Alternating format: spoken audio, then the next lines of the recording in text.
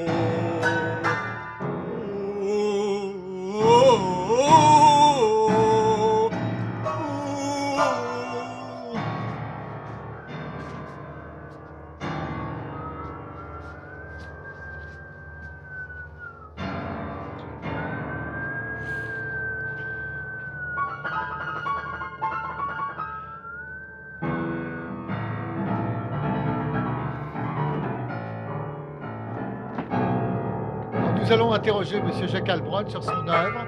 Vous venez d'entendre le concerto pour Pharaon numéro 3, et qui est une œuvre qui est en train de se terminer, car il est en train de terminer ce monument.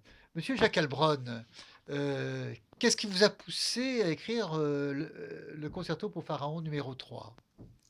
En fait, c'est une improvisation, en fait. C'est une série d'improvisations qui est fondée sur le triple W.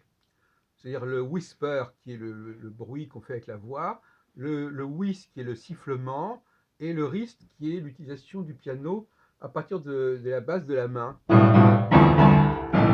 le wrist en anglais veut dire poignet. Donc c'est 3 W, et donc c'est un genre qui fait que le pianiste ne peut pas se contenter de taper sur le piano, mais il faut aussi qu'il produise du son à la fois par les cordes vocales, ou alors par le sifflement. Donc ça, c'est le pianisme, c'est la façon de jouer au XXIe siècle. Le pianiste doit se servir de sa bouche, mais sans chanter des paroles. Il faut éviter les paroles, parce que les paroles ne permettent pas la véritable improvisation. Ça n'est pas fluide. Comment vous vous situez par rapport à la musique contemporaine? Je pense que ma sonorité, la sonorité de ma musique correspond assez bien à ce que les gens qui connaissent la musique contemporaine sont habitués à écouter.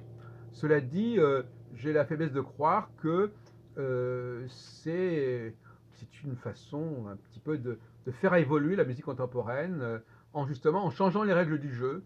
C'est-à-dire, il y a par exemple des pianistes contemporains qui utilisent le piano, qui travaillent sur les cordes du piano comme ça, qui rentrent dans le piano. Moi, j'ai inventé quelque chose de différent.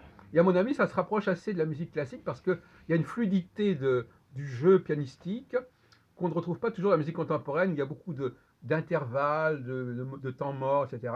Là, c'est une certaine virtuosité musicale, pianistique, qui est dans la lignée de Liszt ou de Chopin.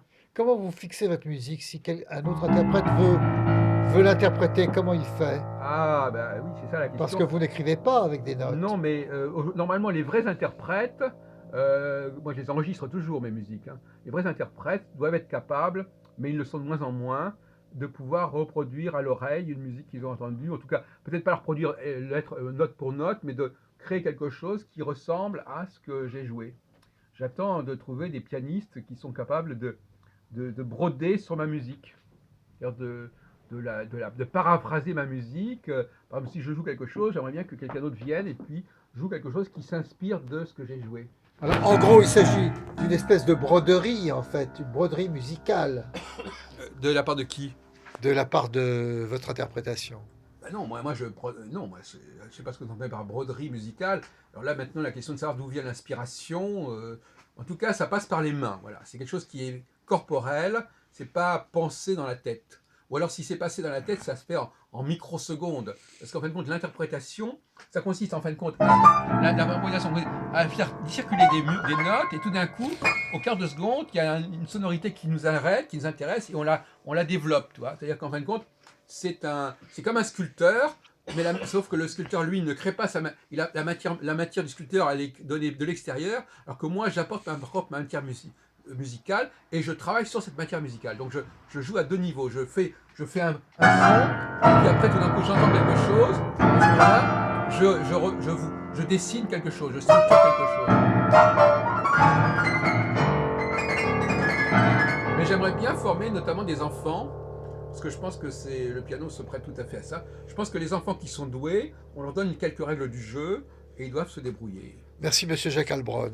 Vous venez d'entendre la musique contemporaine du XXe siècle, les grands musiciens, avec Monsieur Jacques Albron, qui vient de nous interpréter le concerto pour Pharaon numéro 3, qui vous a expliqué comment il faisait pour interpréter et pour composer ces morceaux. Je vous Merci remercie Alain beaucoup. Penso. Au revoir. Et comment tu fais pour la retourner?